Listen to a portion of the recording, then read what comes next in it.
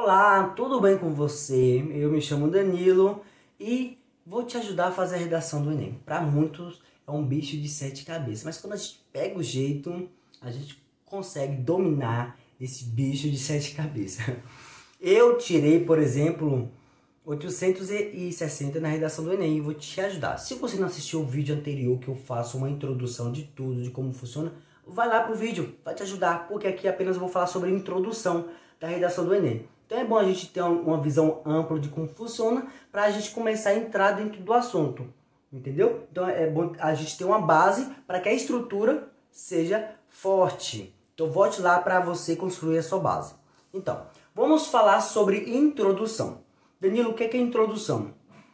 Introdução serve para introduzir o leitor. Então, quando você coloca na introdução, logo o corretor precisa entender sobre o que você está falando. Por isso, há algumas dicas de professores de redações português que orienta que nós coloquemos o tema da redação dentro do texto. Isso mesmo, porque quando você coloca o tema da redação dentro do texto, logo ele vai entender qual é o tema. Agora imagine que o leitor não saiba o tema. É isso que ajuda, me ajudou bastante. É você imaginar que o professor que vai corrigir não sabe o tema e ele vai ter que tentar adivinhar através do seu texto. Então quando você coloca o tema lá dentro, ele vai conseguir adivinhar, entendeu? Então entenda, você precisa colocar o tema dentro. Então logo na introdução, coloque esse tema, coloque o tema que vai te ajudar. Mas a introdução ela serve para, conforme uma pincelada para o que vai vir à frente. É apenas é como se fosse um spoiler, vamos dizer assim. É como se fosse um spoiler. Você não vai argumentar ali. Na área de argumentação é na área de desenvolvimento. Presta atenção. Introdução não é a área de argumentação. Você não vai colocar seu ponto de vista argumentativo lá. Você vai apenas expor seu ponto de vista e você vai defender, argumentar, dissertar um desenvolvimento. Mas aqui não é desenvolvimento, aqui vamos falar sobre introdução. Como é que eu faço uma introdução, Danilo? Olha, existem inúmeras formas. Então eu vou falar algumas, o que funciona para mim, o que me ajudou a fazer minha redação. Até porque eu não sou professor de redação e esse vídeo é com o intuito de mostrar para os outros alunos o que funcionou para mim. Então, como eu inicio?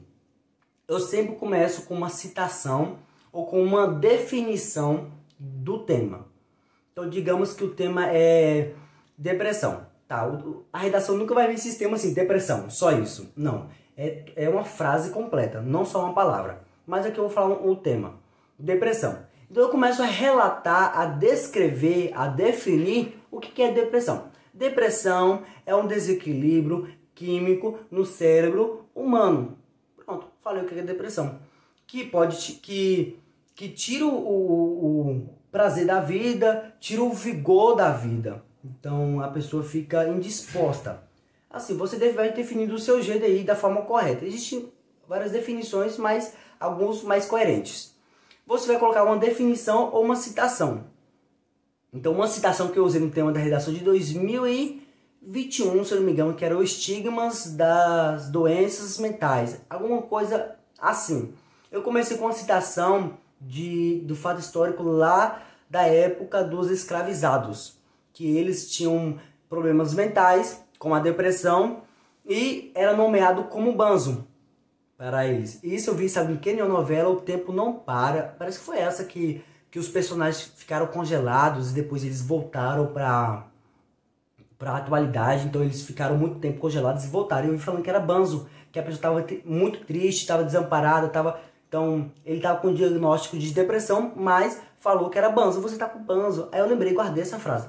Então eu comecei a citar sobre esse fato histórico que as pessoas escravizados tinham devido à sua pressão psicológica, física, dos trabalhos doentios tóxicos. Então eu comecei a falar sobre isso, uma citação histórica, mas eu trouxe para a atualidade. Então eu falei, olha, no século XVI, mais ou menos, eu não falei mais ou menos, né? Mas aqui só para vocês entenderem. No século XVI, As pessoas tinham doenças mentais e eram muito chamados de banzo na época, conhecida como depressão. Porém, no período contemporâneo, olha o conectivo, que eu vou gravar um vídeo sobre isso. Olha o conectivo, porém, no período contemporâneo, o que é período contemporâneo, Danilo? Período contemporâneo é na atualidade. Então, às vezes, alguns termos são muito clichê e a gente precisa mudar. Na atualidade fica muito inadequado. Entendeu? Então, no período contemporâneo, essa ainda é uma realidade de muitas pessoas que têm essa doença, porém, não busca tratamento como aquelas pessoas daquela época. Qual época? Que eu citei o fato histórico, a época dos escravizados. Então, eu disse que muitas pessoas têm essa doença, mas não procuram ajuda psicológica. Aí eu agora vou falar. Em virtude de qual é a causa? No outro vídeo eu expliquei sobre a tese. Então, se você não assistiu, volta lá, vai para lá, para você entender a tese. Você agora vai usar a tese. Em virtude de ignorância ou medo, ou talvez nem saiba o que é, ou eu acho que é normal. Então, existem várias causas das pessoas não buscarem ajuda psicológica e, consequentemente, agravando o seu estado mental. Então, coloquei uma causa e coloquei uma consequência. Essa é a minha tese, causa e consequência. Se você não sabe o que é, vai para o primeiro vídeo que você vai descobrir. Então, a minha introdução é isso. É simples a minha introdução. E eu nunca perdi ponto nisso. Os corretores, lá a gente recebe o relatório detalhado de como a gente foi. E na minha introdução nunca recebi problema, nunca recebi... Nesses 2 anos, né? Nos outros anteriores eu recebi bastante chamação de atenção. Muito chamativo de atenção. Então, mas nesses 2 anos que eu tirei 860, eu não recebi atenção. Na verdade, não recebi atenção, eu não recebi correção da minha introdução porque ela está bem estruturada. Então, para finalizar, para concluir, citação ou definição, contextualização para o período atual, para o período contemporâneo que nós estamos, e você vai falar que ainda é um persistente, porque se é um problema na atualidade, ainda persiste, e nos tempos passados com certeza também teve. E quando você fala que ainda na atualidade existe, você vai citar um motivo por que existe. Por que ainda existe esse problema? Aí você vai falar, tá, esse problema existe por causa disso.